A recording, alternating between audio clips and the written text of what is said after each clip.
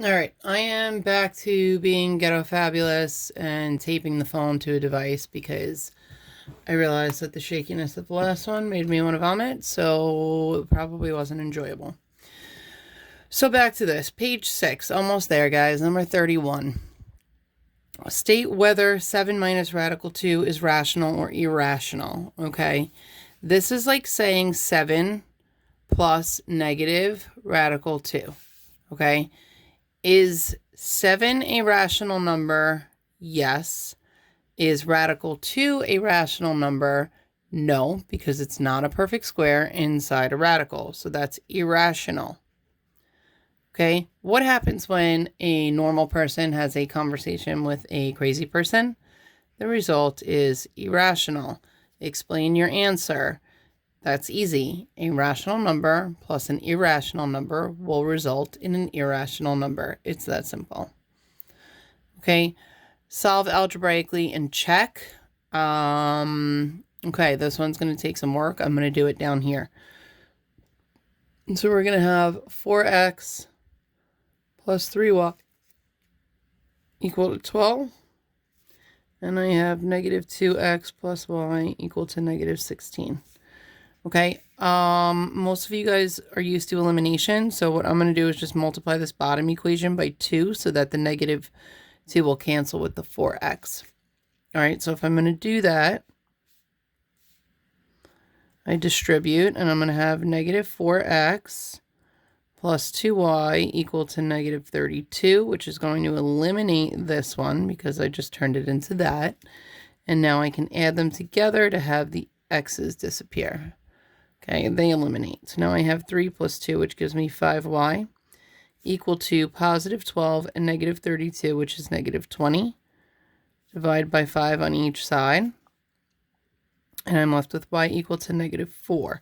But I'm not done because I have to solve for that. So if I take the top equation, 4x plus 3, and instead of y, I plug in negative 4 equal to 12. Now I can solve for x. So 4x plus 3 times negative 4 is negative 12 equal to 12. Add 12 on both sides.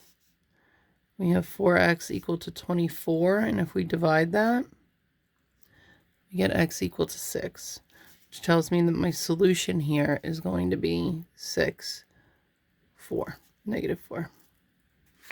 Okay, so up here we have 6 comma negative 4. All right, on the set of axes below, graph the inequality. You bet your bottom dollar this is on the midterm. So first thing we need to do in order to graph things is solve for y. So we have to take 2x away on both sides, which is going to give us y greater than negative 2x plus 1. Now we can graph it.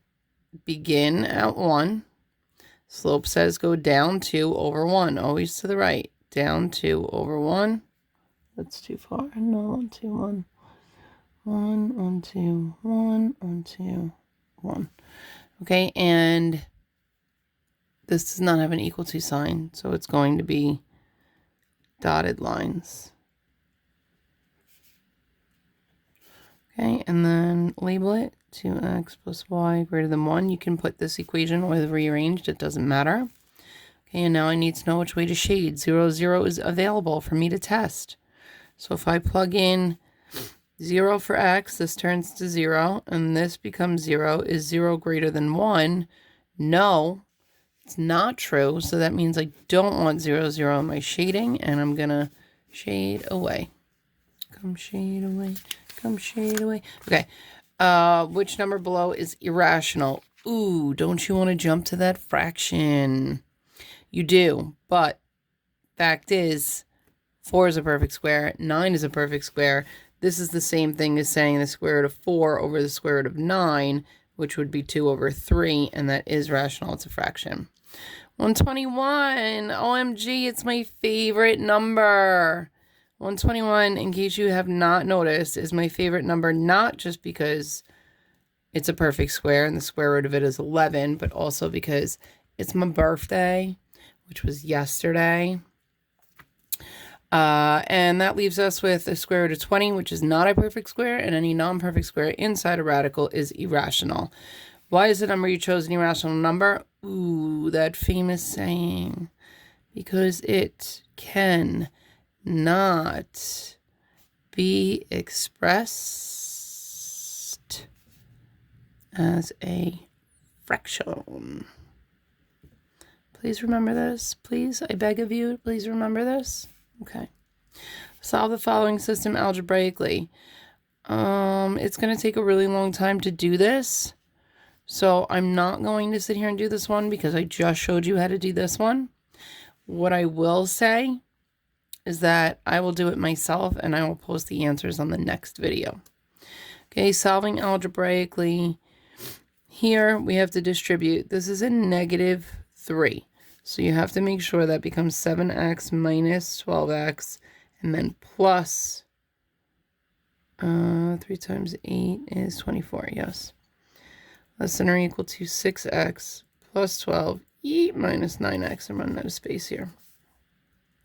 Okay, combine like terms first. 7x minus 12x is going to give me -5x plus 24 less than equal to, and I can combine my 6 and my -9x, -3x plus 12. Okay, 5x is smaller, so I'm going to move my 5x over. And now I have 24 less than or equal to 2x plus 12. I would subtract 12 on both sides. Jumping down here, that would give me 12 less than equal to 2x, and then divide 2. 6 less than equal to x. But x is on the wrong side, so I have to flip it over. And when I flip it over, I also have to flip my sign, so it becomes x greater than or equal to 6. Now, if we had up here moved the 3 instead, we would have had a -2x. And then when we divided by -2, we have to remember when we divide by a negative, we have to flip the sign, which also would have yielded the sign going this way. So if x is a number in the interval between 4 and 8, state all integers that satisfy the given inequality. Explain how you determine these values. So if I want it from 4 to 8, I'm going to draw myself a number line.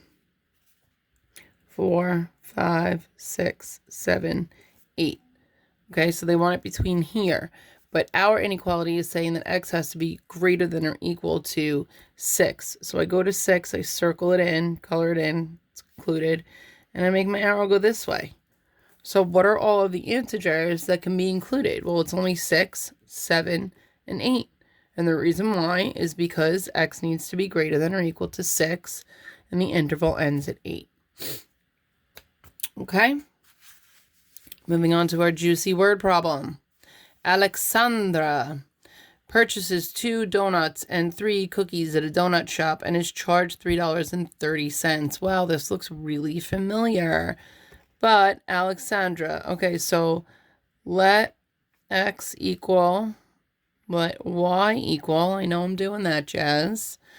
Alexandra, A, got 2 donuts and 3 cookies. Brianna purchased 5 donuts and 2 cookies at the same shop for this much. All the donuts have the same price and all the cookies have the same price. Find the cost of one donut and the cost of one cookie. So I know I'm looking for cost and cost. That's why I waited to write this, because it's not just donut. It's cost of donut, and I'm writing it like Duncan, and cost of cookie. Okay? I know that. So now Alexandra, again, 3 donuts. Nope, got that wrong. 2 donuts and 3 cookies. So 2x plus 3 cookies, y, for $3.30. This is making me really want a cookie or a donut. Brianna got 5 donuts, so B is going to be 5x and 2 cookies, 2y equal to $4.95. I don't know if I could eat 5 donuts, dude. That's like a lot. All right, so we need to solve this. So since we've been doing elimination, I'm going to stick to it. I'm going to multiply the bottom by the opposite of the top number since they're the same signs, and the top times the bottom number. So if I distribute, I'm going to get here 10x plus 15y equal to, I don't know yet, and negative 10x minus 4y equal to, I don't know yet. Okay. Let's see, 2 times 495. Well, if it was 2 times 5, it would be 10 minus 5 cents for each. That's going to be 9.90. And 330 times 5. I think I have to do this old school. 0, 15, 15, 16, 1650. Okay, now when we add together, our x's are going to cancel. This is going to become 11y equal to, yikes, I have to borrow 0, 6, 6. Divide 11, y equals 60 cents, 0.60. Okay, and then we take our y and we plug it back in to get our x. I'm going to write this over here. I'm sorry. Oh no, you can't even see half my work. Sorry, guys. That's better, I think. You can peek at that for a second. Pause me if you need to, because I'm going to move on with my plug-in. I'm going to do it over here. 2x plus 3 times 0.60 equals 330. 2x plus 3 times 60, 3 times 6 is 18, so 180 equal to 330. Take away 180 on both sides.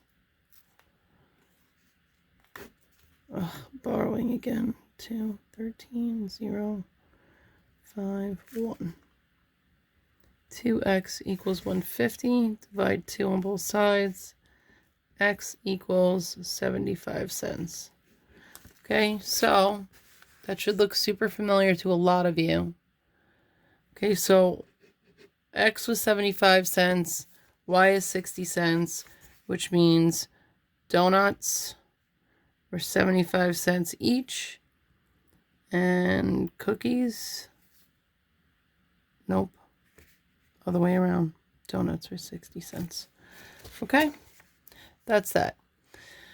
That's a chunky one, guys. It's going to be worth a lot of points on your midterm. So if you forget how to do this, go on to Delta Math, try to review, and see some more of it. All right, I got one more on this page, and then this video will be over, and I'll make you one more. But I might have to do that when I get home from my massage, because I got to go. All right, so this one. Write the equation for the line shown in the accompanying graph. Okay, it's a line, so we need y equals mx plus b, which means we need our slope and we need our y-intercept. So our slope is going to be, let's see, this is a point, that's not a point, this is a point, not a point, point, not a point, point. Okay, so it's going up 2 over 1. So our slope is 2 over 1. And our y-intercept, if this is the origin, is at 1, 2, negative 3. So if we fill that in, we have y equals 2 over 1, or just 2, x n minus 3. Finito. Okay? I hope that helped you. Speaking of my birthday, check this out. Ooh, it's my birthday present. Fresh whites! What? So excited! Okay, bye.